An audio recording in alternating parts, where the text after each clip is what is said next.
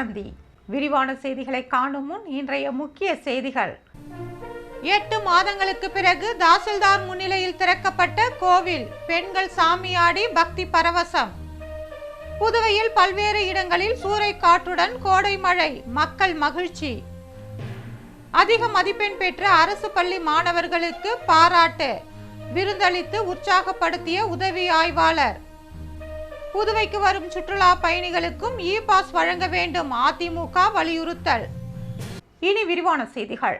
புதுவை வம்பாக்கீரபாளையத்தில் 8 மாதங்களுக்கு முன்னர் ஊர் பஞ்சாயத்து சார்பில் மூடப்பட்ட கோவில் தாசில்தார் பிருத்வி முன்னிலையில் இன்று திறக்கப்பட்டது.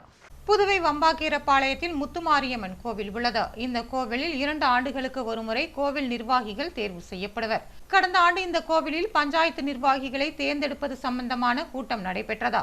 இந்த கூட்டத்தில் இரு தரப்பை சேர்ந்தவர்களிடையே பயங்கர மோதல் ஏற்பட்டது. இதில் ஒருவரை ஒருவர் கற்கள் மற்றும் நாற்காலிகளால் தாக்கிக் கொண்டனர். இதில் 2 தரப்பினரும் காயமடைந்தனர். இதனையடுத்து தேர்வு செய்யப்பட்ட நிர்வாகிகள் கோவிலை பராமரித்து வந்தனர். ஆயினும் எதிர்த்தரப்பை சேர்ந்தவர்கள் கோவிலுக்குள் யாரும் வரக்கூடாது என கோரி கோவில் கதவை கடந்த 8 மாதங்களுக்கு முன்னர் பூட்டி சென்றனர். இதனால் வழிபாடு நடத்த முடியாமல் அப்பகுதி மக்கள் வேதனை அடைந்தனர். கோவிலில் சுவாமிக்கு பூஜைகள் செய்ய முடியாததால் அசம்பாவிதம் ஏதாவது ஏற்பட்டுவிடும் என்று மக்கள் அச்சமடைந்தனர். இதனையடுத்து கோவிலை திறக்க கோரி சப் கலெக்டர் உள்ளிட்டோருக்கு ஊர் பொதுமக்கள் மனு அளித்தனர். இதனையடுத்து அதிகாரிகள் ஊர் பொதுமக்களிடையே பேச்சுவார்த்தை நடத்தி கோவிலை அப்பகுதியில் உள்ள பெண்கள் நிர்வகிக்க வேண்டும் என்றும் தேர்தல் முடிந்தவுடன் கோவில் நிர்வாகிகள் தேர்ந்தெடுக்கப்பட்டு பின்னர் பொறுப்பு அவர்களுக்கு வழங்கப்படும் என்றும் முடிவெடுத்தனர். இதற்கு அந்த ஊர் பொதுமக்கள் ஒப்புக்கொண்டனர். இந்நிலையில் இன்று கோவிலை திறக்க உத்தரவு பிறப்பிக்கப்பட்டதா. இன்று காலை தாசில்தார் பிருத்வி முன்னிலையில் கோவில் திறக்கப்பட்டது. பெண்கள் மட்டும் கோவிலுக்குள் சென்றனர். அப்போது ஒதியஞ்சாலை ஆய்வாளர் செந்தில், உதவி ஆய்வாளர் பிரபு மற்றும் போலீசார் பாதுகாப்பு பணியில் ஈடுபட்டிருந்தனர். கோவிலை திறந்தவுடன் பெண்களில் சிலர் சாமி ஆடினர். இதனையடுத்து கடல் நீர் கொண்டு வரப்பட்டு கோவில் சுத்தம் செய்யப்பட்டது. ஆனால் மூலஸ்தானம் மற்றும் ஞாயிற்றுக்கிழமை பூஜை செய்து திறக்கலாம் என்று முடிவெடுக்கப்பட்டதா. இதனிடையே தாசில்தார் பிருத்வி அப்பகுதியை சேர்ந்த 4 பெண்களிடம் கோவில் சாவியை ஒப்படைத்தார்.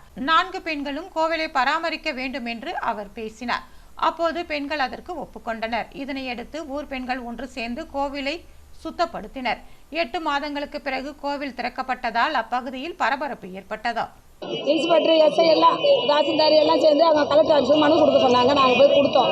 நாங்கள் கொடுத்த பிறகு இப்போ அவங்களா பார்த்து அது பல பஞ்சாயத்து போகணும். புதுச்சேரியில் இன்று பல்வேறு இடங்களில் சூறைக்காற்றுடன் மழை பெய்ததால் பொதுமக்கள் மகிழ்ச்சி அடைந்தனர். புதுச்சேரியில் கடந்த சில மாதங்களாக வெயில் வாட்டி வதைத்து வருகிறது. புதுவையில் கடந்த 1ஆம் தேதி முதல் 3 நாட்கள் தொடர்ந்து 100 டிகிரி வெப்பம் பதிவானது. நேற்று 97.2 டிகிரி வெப்பம் பதிவாகியுள்ளது. இதற்கிடையில் தமிழகம் மற்றும் புதுவையில் அடுத்த 2 நாட்களுக்கு வெயிலின் தாக்கம் குறைந்து மழை பெய்ய வாய்ப்பு இருப்பதாக சென்னை வானிலை ஆய்வு மையம் அறிவித்திருந்தது. அதன்படி புதுச்சேரி, பாகூர், கிருமாம்பாக்கம், தவளக்குப்பம், திருக்கனூர், வில்லியனூர் மற்றும் அதன் சுற்றுவட்டார பகுதிகளில் இன்று அதிகாலை முதல் வானத்தில் கருமேகங்கள் சூழ்ந்து குளிர்காற்று வீசியது. புதுச்சேரியின் பல்வேறு இடங்களில் சூறைக்காற்றுடன் சாரல் மழை பெய்தது. அப்போது புதுச்சேரி கடற்கரையில் காலையில் நடைபயிற்சி வந்தவர்கள் ஜில்லென்று வீசிய குளிர்காற்றுடன் நடைபயிற்சி மேற்கொண்டனர். தொடர்ந்து காலை 9 மணியளவில் புதுச்சேரியில் லேசான சாரல் மழை பெய்தது. இதில் வேலைக்கு மற்றும் கல்லூரிக்கு செல்பவர்கள் நனைந்தபடி சென்றனர். பல நாட்களுக்கு பிறகு புதுச்சேரியில் குளிர்காற்றுடன் மழை பெய்ததால் பூமி குளிர்ந்து குளிர்ச்சியான சூழல் நிலவியது. இதனால் பொதுமக்கள் மகிழ்ச்சி அடைந்தனர். இதனைத் தொடர்ந்து பிற்பகலுக்கு மேல் வெயில் வாட்டி வதைத்தது. புதுவை அரசு பள்ளிகளில் அதிக மதிப்பெண் பெற்ற மாணவர்களுக்கு திருபுவனை உதவி ஆய்வாளர் இளங்கோ விருந்தளித்து பாராட்டிய சம்பவம் நிகழ்ச்சியை ஏற்படுத்தியுள்ளது. புதுச்சேரியில் 12ஆம் வகுப்பு தேர்வு முடிவுகள் கடந்த 6ஆம் தேதி வெளியானது. இதில் புதுச்சேரியில் ஒரு அரசு பள்ளி உட்பட 55 பள்ளிகள் 100% தேர்ச்சி அடைந்து புதுச்சேரி மாநிலத்திற்கு பெருமை சேர்த்தது. தனியார் பள்ளிகளுக்கு இணையாக அரசு பள்ளிகளும் வளர வேண்டும் என்று சமூக ஆர்வலர்கள் ஆர்வமாக இருந்ததாலும் அரசு பள்ளிகளில் பயிலும் மாணவ மாணவிகளை ஊக்குவிக்கும் வகையிலும் பல்வேறு தரப்பினர் மாணவர்களுக்கு உதவிகளை செய்து வருகின்றனர். அதற்கு ஒரு படி மேலாக சென்று மாணவ மாணவியருக்கு காவல்துறையினர் செய்த நெகிழ்ச்சி சம்பவம் புதுச்சேரியில் பெரும் பாராட்டுதல்களை குவித்து வருகிறது. புதுச்சேரி திருபுவனை காவல் நிலைய சரத்திற்கு உட்பட்ட மதகடிப்பட்டு கலைஞர் கருணாநிதி அரசு மேல்நிலைப்பள்ளி மற்றும் திருவண்டார்கோவில் அரசு பெண்கள் மேல்நிலைப்பள்ளி ஆகியவற்றில் படித்த முதல் 3 இடங்களை பிடித்த மாணவ மாணவியரை கௌரவிக்கும் வகையில் திருபுவனை காவல் நிலையத்திற்கு அழைத்துச் சென்ற உதவி ஆய்வாளர் இளங்கோ 12ஆம் வகுப்பு பொதுத் தேர்வில் முதல் 3 இடங்களை பிடித்த மாணவ மாணவிகளுக்கு பொன்னாடை அணிவித்து எழுது பொருட்களை வழங்கி கௌரவப்படுத்தினார். இதனைத் தொடர்ந்து காவல் நிலையத்தில் மாணவ மாணவிகளுக்கு விருந்துக்கு ஏற்பாடு செய்யப்பட்டிருந்தது. இதில் உதவி ஆய்வாளர் இளங்கோ தனது கையால் தலைவாழை இலை போட்டு அறுசுவையோடு உணவு பரிமாறி மாணவ மாணவிகளையும் பெற்றோர்களையும் நெகிழ்ச்சி அடைய வைத்தார். மாணவ மாணவிகள் வயிறார உண்டு காவலர்களுக்கு நன்றியை தெரிவித்தனர்.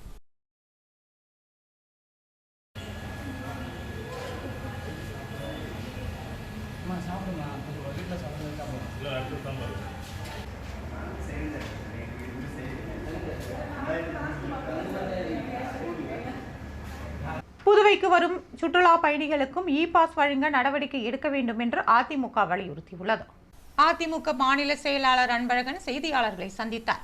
அப்பொழுது அவர் புதுச்சேரியில் என்ஆர் காங்கிரஸ் பாஜக தலைமையிலான கூட்டணி ஆட்சி 3 ஆண்டுகள் முடிவடைந்து 4வது ஆண்டில் அடியெடுத்து வைத்துள்ள நிலையில் பல்வேறு பிரச்சனைகளில் வாக்களித்த மக்கள் இந்த அரசால் ஏமாற்றப்பட்டுள்ளனர் என்றார். கடந்த 4 ஆண்டுகளுக்கு முன் மூடப்பட்ட ரேஷன் கடைகள் திறக்கப்படவில்லை என்றும் அத்தியாவசிய உணவுப் பொருட்கள் மானிய விலையில் வழங்கும் பொது விநியோக திட்டம் 4 ஆண்டுகளாகியும் துவக்கப்படவில்லை என்றும் 8 ஆண்டுகளாக நடத்தப்படாமல் உள்ள உள்ளாட்சி தேர்தல் இன்று வரை நடத்தப்படவில்லை என்றும் அடுக்கடுக்கான புகார் தெரிவித்தார். சுற்றுலா என்ற பெயரில் பல்வேறு மாநிலங்களில் இருந்து வருபவர்கள் கஞ்சா உள்ளிட்ட சர்வதேச போதைப் பொருட்களை கடத்தி வர ஏதுவாக புதுச்சேரி மாநிலம் உள்ளதாக குற்றம் சாட்டிய அவர், இதனை கட்டுப்படுத்த அரசுக்கு எண்ணம் இருந்தால் வெளிமாநிலத்தில் இருந்து புதுச்சேரிக்கு வரும் சுற்றுலா பயணிகள் எதற்காக வருகிறார்கள் என்று ஆராய உடனடியாக இ பாஸ் முறையை புதுச்சேரியில் அமல்படுத்த வேண்டும் என்று கேட்டுக்கொண்டார். மின்துறை தனியார் மயமாக்கப்படாது என்ற உறுதிமொழியை அரசு இன்று வரை நீதிமன்றத்தில் தெரிவிக்கிறது. புதுவை பிள்ளையார் குப்பத்தில் டென்னிஸ் பால் கிரிக்கெட் பயிற்சி முகாம் நடைபெற்று வருகிறது. புதுச்சேரி பிள்ளையார் குப்பம் பகுதியில் சிறுவர் சிறுமியர் குழந்தைகள் உட்பட அனைவரும் பயன்பெறும் வகையில் டென்னிஸ் பந்து கிரிக்கெட் கோடைக்கால பயிற்சி முகாம் ஆரம்பிக்கப்பட்டுள்ளது. இந்நிகழ்ச்சியில் tennis ball cricket association of Pondicherry செயலாளர் ரத்தின பாண்டியன், ஊர் பொதுமக்கள், விளையாட்டு வீரர்கள் கலந்து கொண்டனர். இதில் பயிற்சியாளராக Indian tennis ball cricketer Palanivelu, Sakthivelu ஆகியோர் நியமிக்கப்பட்டுள்ளனர். மேலும் முகாமினை விரிவுபடுத்தும் விதமாக லாஸ்பேட்டை தாகூர் கல்லூரி வளாகம் மற்றும் தவளக்குப்பம் அரசு பள்ளியிலும் கோடைக்கால பயிற்சி முகாம் நடத்தப்பட உள்ளது. பயிற்சியில் பங்கு பெறும் அனைவருக்கும் சான்றிதழ்கள் வழங்கப்பட உள்ளது. மற்றும் மாநில போட்டி, தென்மண்டலம், தேசிய சாம்பியன்ஷிப், சர்வதேச சாம்பியன்ஷிப் போட்டிகளில் கலந்து கொள்வதற்கு முன்னுரிமையும் வழங்கப்பட உள்ளது. கடந்த ஆண்டு ஸ்போர்ட்ஸ் கோட்டாவில் 2 பேர் ஜிப்மர் மருத்துவமனையிலும் 2 பேர் தபால் துறையிலும் வேலை வாங்கியுள்ளனர் என்பது குறிப்பிடத்தக்கது.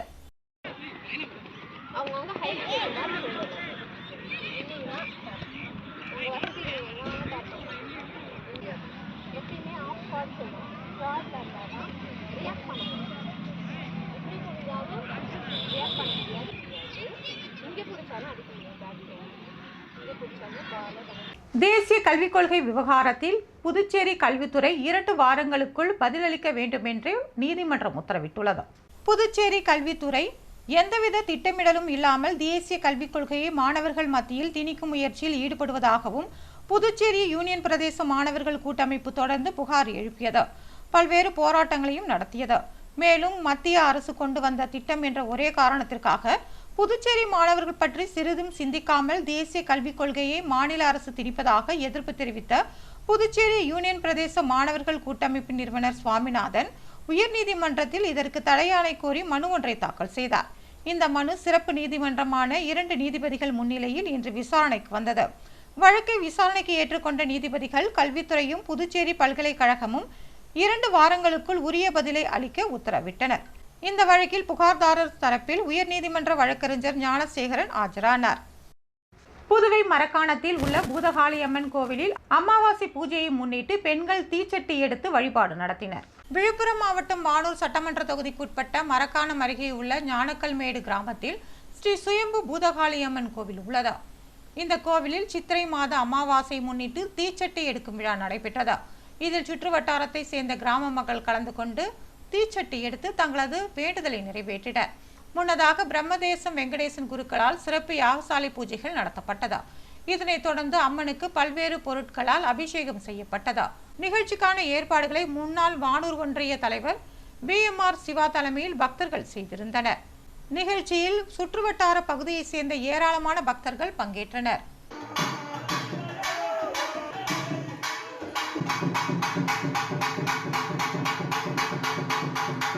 இதேபோல் அரியாங்குப்பம் பகுதியில் உள்ள செடலாடும் செங்கழு மாரியம்மன் ஆலயத்தின் 110ஆம் ஆண்டு செடல் மற்றும் தேர் திருவிழாவை முன்னிட்டு யானை வாகனத்தில் அம்மன் வீதி உலா செல்லும் நிகழ்ச்சி நடைபெற்றதா.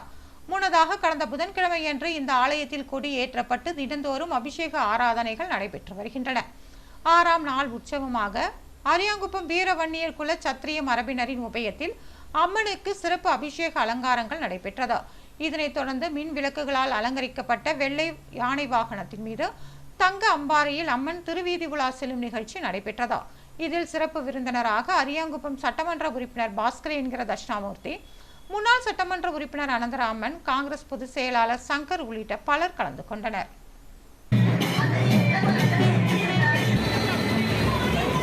ஓமத்தூர் ஸ்ரீராம் மேல்நிலைப் பள்ளியில் கராத்தே பயிற்சி முகாம் நடைபெற்றது.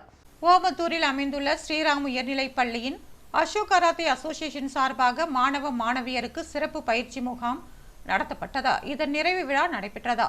பள்ளியின் முதல்வர் முரளி என்கிற ரஹ்ராமன் கலந்து கொண்டு வெற்றி பெற்ற மாணவ மாணவியருக்கு பரிசுகள் மற்றும் சான்றிதழ்களை வழங்கி நிகழ்ச்சிக்கு தலைமை தாங்கினார்.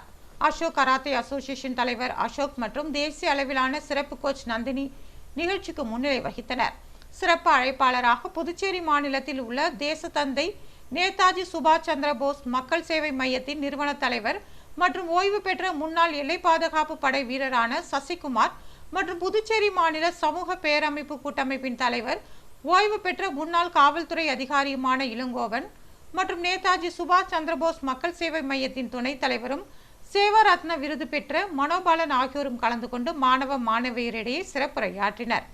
நிகழ்ச்சிக்கான ஏற்பாடுகளை ஸ்ரீராம் பள்ளியின் ஆசிரியர்கள் மற்றும் அசோக் கராத்தே அசோசியேஷன் கோச்சர்கள் செய்திருந்தனர். பயிற்சி முகாமில் கலந்து கொண்ட மாணவ மாணவியரின் பெற்றோர்கள் விழாவில் பங்கேற்றனர்.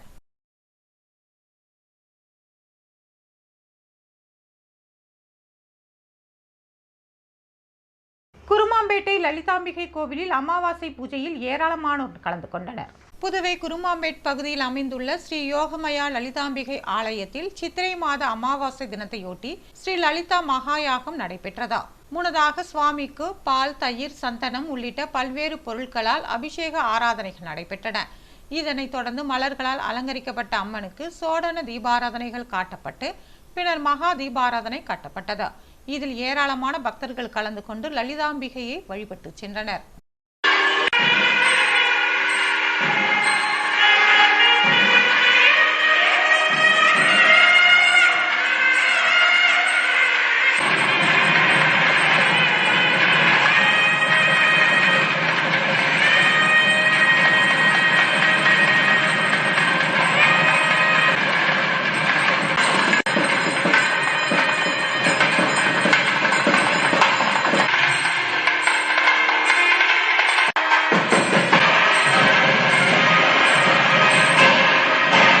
இந்தியன் ரெட் கிராஸ் சொசைட்டி சார்பில் நீர்மோர் பந்தல் அமைக்கப்பட்டுள்ளது. Indian Red Cross Society Puducherry கிளையின் சார்பில் உலக ரெட் கிராஸ் தினத்தை முன்னிட்டு அரசு பொது மருத்துவமனை அருகே பொதுமக்களுக்கு நீர்மோர் வழங்கும் நிகழ்ச்சி நடைபெற்றதா.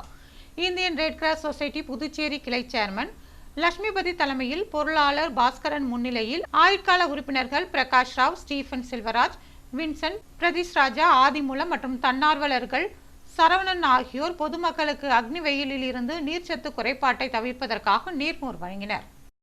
கரிக்கலாம்பாக்கம் திரௌபதி அம்மன் கோவிலில் நடைபெற்ற திருக்கல்யாண உற்சவத்தில் ஏராளமானோர் கலந்து கொண்டனர். புதுச்சேரி கரிக்கலாம்பாக்கம் பகுதியில் திரௌபதி அம்மன் திருக்கோவில் அமைந்துள்ளது. இந்த கோவிலின் பிரம்மோற்சவ விழா தொடங்கி நடைபெற்று வருகிறது. கடந்த 3ஆம் தேதி அம்மனுக்கு கூழ்வார்த்தல், கொடியேற்றத்துடன் விழா தொடங்கி தினந்தோறும் மாரியம்மன் வீதி உலா, அபிஷேக ஆராதனைகள் நடத்தப்பட்டு வருகின்றன. முக்கிய நிகழ்வாக அர்ஜுனன் திரௌபதி திருக்கல்யாணம் நடைபெற்றது. இதனையொட்டி யாகசாலை அமைக்கப்பட்டு பல்வேறு மந்திரங்கள் ஓத திரௌபதி அம்மன் கழுத்தில் திருமாங்கல்யம் அணிவிக்கப்பட்டது. பக்தர்கள் ஓம் சக்தி என்ற கோஷத்துடன் அம்மனை வழிபட்டு சென்றனர். இந்த திருக்கல்யாண உற்சவத்தில் திரளான பக்தர்கள் கலந்து கொண்டு அம்மனை வழிபாடு செய்தனர்.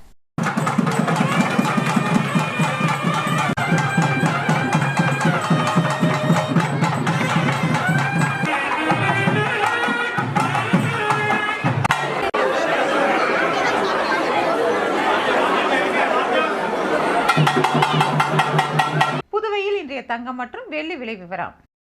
தங்கம் ஒரு கிராம் 6625 ரூபாய்.